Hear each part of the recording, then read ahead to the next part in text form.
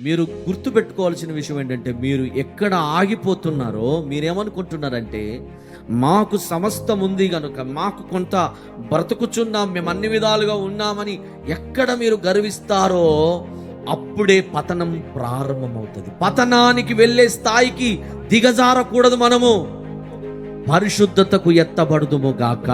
దేవునికి విరోధంగాను, ఒక మర్యాద లేని విధంగా, ఒక అజ్ఞానంగా, ఒక తగ్గింపు లేకుండా ఎవడైతే గర్విస్తారో వారి జీవితాల్లో భయంకరమైన పరిస్థితులు ఉండబోతున్నాయి. వారు దేన్ని బట్టి గర్వించారో, ఏ వసతులను బట్టి, ఏ అక్కరలను బట్టి వారు గర్వించారో, వారికున్న సమస్తం కోల్పోయారు, దిక్కు లేని వారైపోయారు. ఒక వ్యక్తి మళ్ళీ తన పశ్చాత్తాపము, తన బ్రతుకును మార్చుకొని ప్రభు వైపు ఎప్పుడైతే తిరుగుతాడో, దేవుడు దానికి అనుకూలమైన పరిష్కారాన్ని చూపుతాడని వాక్యం సెలవిస్తుంది.